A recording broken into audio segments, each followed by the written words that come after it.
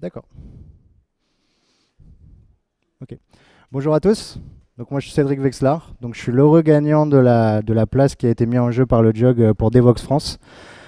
Je travaille pour Agfa Healthcare. Pour ceux qui ne connaissent pas, nous on fait de l'applicatif pour le milieu hospitalier. Donc je suis développeur full stack. Même si en réalité, même si je fais beaucoup de Java, un peu de Java côté back, je fais quand même surtout depuis 2 ans de l'Angular. Donc je fais surtout du front, mais un peu de back. Donc je suis des vôtres, vous inquiétez pas. Donc c'était cool, premier retour d'expérience, Devoxx c'était cool. Au niveau de l'événement, donc ça se passait au Palais des Congrès à Paris, c'est 3000 participants, donc ça peut parfois être un peu la jungle, mais bon du coup il y a une bonne synergie. Donc 235 présentations sous différents thèmes. Premier jour, quand on prend le forfait full, on a accès aux universities. Donc là, c'est des grosses conférences de 3 ans.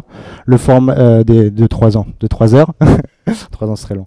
Le format majoritaire, c'est les conférences de 30 minutes. Après, on a les Tools in Action aussi 30 minutes qui vont être là plus de montrer vraiment des bibliothèques, des façons de faire assez dans la pratique.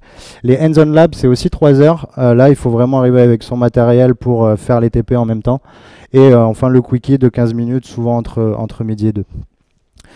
Donc, l'idée, c'est pas de vous parler de toutes les conférences que j'ai faites, parce que c'est 3 jours, c'est assez dense, on passe 8 heures à écouter des conférences. Simplement revenir voilà, sur différents points techniques que moi j'ai vraiment appréciés, où j'ai découvert des nouvelles choses, donc peut-être que vous découvrirez de nouvelles choses aussi. Et puis une dernière partie sur la philosophie du développeur, ça c'est un truc que j'ai bien aimé chez Devoxx, c'est que c'est pas seulement de la technique pour les développeurs, mais on va aussi parler de comment nous développeurs on vit au quotidien et comment on aime bien travailler et comment on peut améliorer notre vie au travail. Donc premier sujet, sur les REST API, il y avait 2 conférences. La première que je vous conseille, c'est comment concevoir une API REST. RESTful, donc elle était intéressante parce qu'elle était assez exhaustive. Il prenait vraiment, l'intervenant revenait vraiment sur toutes les choses auxquelles il fallait faire attention quand on fait une API REST, toutes les pièges dans lesquels on tombe. Moi, la partie que j'ai trouvée vraiment intéressante d'un point de vue personnel, parce que j'ai eu l'occasion de faire beaucoup d'API REST déjà dans mon expérience, mais il y a un endroit où on se pose toujours des questions. Donc, on est en train de faire un système avec plein de domaines fonctionnels. Et souvent, on se pose la question, parce que dans le cas où on est en train de faire une API qui retourne des books, des livres avec des commentaires sur chaque livre, on se dit toujours, est-ce qu'il vaut mieux que je crée des ressources unitaires, donc d'un côté les books, puis d'un côté les comments, ou est-ce qu'il vaut mieux que j'essaye de limiter mon trafic réseau en essayant d'aller récupérer des ressources assez conséquentes tout de suite. Et le parti qui prend ici, c'est de dire, on va essayer de se mettre dans le deuxième cas. On va essayer vraiment de créer des API REST avec des ressources unitaires parce qu'on va utiliser le cache. Et ça, c'est un aspect technique très important dans les browsers modernes. C'est que si on commence à bien gérer le cache, on se rend compte qu'on va en fait diminuer grandement nos accès réseau. Pourquoi? Parce que sur la première, on groupe tout, on envoie un gros payload, et il suffit qu'il y ait une partie du payload qui change et on doit invalider le cache complet de notre appel en entier. Alors que quand on vient découper, on multiplie la possibilité de cacher certaines valeurs. Donc au bout d'un moment, en fait, une fois que l'application a commencé à bien tourner, on va gagner en performance sur nos applications. Donc ça, c'est à condition que côté serveur, on ait des politiques de gestion du cache serveur, de détecter quand nos ressources ont changé, qui soient intéressantes et malines. Mais c'est un point qui doit être poussé, je pense, dans toutes les équipes pour maximiser les performances de nos applications. La deuxième qui était intéressante, c'était votre API web passe-t-elle les 50 points du contrôle technique? Assez costaud, c'était conférence, donc 40 minutes aussi. En réalité, il commence la conférence en nous en présentant 70, 90. Il en revient sur certains. Donc assez intéressante quand on veut aussi aller dans les détails de comment bien faire son API. Moi, la partie que j'ai vraiment trouvé intéressante dans sa présentation, c'est qu'il vient dire « Your company is a user of your API ». Donc l'idée, c'est vraiment que l'idée de faire du microservice, de découper les choses, de créer des petites choses, c'est vachement dans l'air du temps. On entend parler beaucoup de ça, et essentiellement à Devoxx, les Kubernetes, les Docker, tout ça, on vient vraiment essayer de créer du microservice. Mais il y a quand même encore beaucoup d'entreprises qui font des gros monolithes et qui sont parfois difficiles à convaincre de investir, d'en faire des choses petites, parce que souvent ça demande ça a une complexité supérieure. Et je trouvais l'argument intéressant de dire, quand on fait des petites choses réutilisables, les premiers qui sont bénéficiaires de ça, c'est l'entreprise. Et en plus, on va avoir la possibilité de monétiser chaque partie de notre application. Et ça, c'est aussi une partie que je trouve intéressante. C'est que voilà, chaque chose qu'on code, chaque petite chose qu'on code dans une entreprise, on peut aussi éventuellement la monétiser derrière. Donc ça a vraiment que des avantages. Deuxième gros domaine dont je voudrais vous parler ce soir, c'est le deep learning. Donc là aussi, j'ai fait 2 conférences. La première, très intéressante, qui s'intéresse vraiment aux mathématiques, à la construction de modèles de deep learning. Moi, j'y connaissais rien du tout au deep learning, donc c'était un bon point d'entrée pour commencer à étudier le sujet. Ici, il se proposait, l'intervenant, d'expliquer le deep learning par la pratique en essayant d'extraire des informations de commit. Donc le problème était simple. Il y avait plein de commits dans son projet qui n'étaient pas bien préfixés avec le refactor, fit, fix qu'on a tendance à mettre devant nos commits. Et il se proposait de faire une machine qui allait pouvoir trier les commits en différents aspects. Donc l'idée du deep learning, ça va être de créer le modèle. La partie modèle, en réalité, c'est la partie qui va être codé par le développeur, qu'on va réellement créer. Et la deuxième partie de l'environnement, c'est le paramétrage. Du coup, ça, c'est ce qui va être appris par la machine. Donc, je voudrais aborder un petit peu les concepts mathématiques que j'ai trouvé intéressants.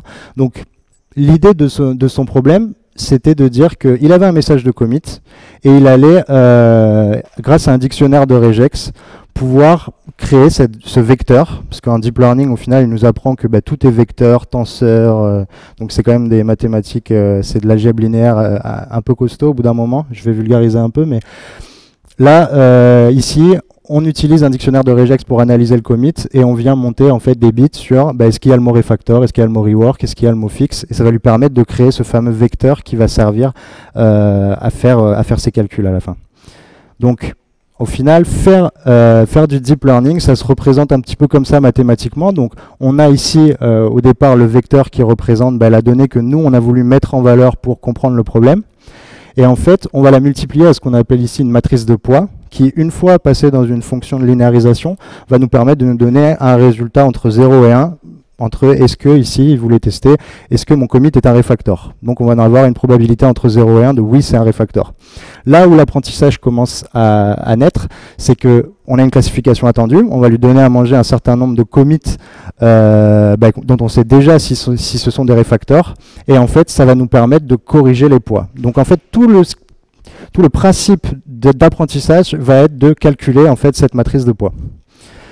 Là où je trouvais ça vraiment intéressant, c'est que quand on regarde ce schéma qui est là pour nous donner le résultat, on se rend compte qu'on peut faire le lien directement avec un neurone. Et c'est la partie qui m'a séduit, parce que je trouve ça assez cool de lier les mathématiques à des notions psychiques. Donc en fait, oui, les maths, ici, ça se transforme en un synapse, où chaque matrice de poids, ça correspond ici au synapse. Donc voilà pour la partie modèle. Je vous invite vraiment à le voir, c'est beaucoup plus dense que ça dure 40 minutes, mais il aborde certains concepts assez intéressants. La deuxième, un peu plus funky, c'était un tool in action, donc là on est dans un format beaucoup plus court, mais on ne se concentrait pas vraiment sur la création du modèle, mais simplement de l'utilisation du modèle côté client. Donc l'intervenant avait fait une petite application qui se proposait de déterminer si une image c'était un croissant ou une chocolatine. Donc donner une probabilité entre 0 et 1, et ça devait se faire entièrement côté client. Un des besoins, c'était qu'il n'y ait aucun calcul qui se fasse, qui parte sur le serveur, parce que c'était des images, c'était des données sensibles. Donc il venait en fait nous présenter une bibliothèque. Donc en fait il a utilisé Python pour créer son modèle, ça c'est la partie qu'on a vue juste avant. Et il allait utiliser une bibliothèque qui s'appelle TensorFlow.js, qui a été développée par Google, qui a aussi fait TensorFlow, qui est déjà bien connu dans le deep learning. Mais TensorFlow.js, en fait, ça va permettre d'exploiter le modèle qu'il avait déjà créé et de le fournir directement à une application React.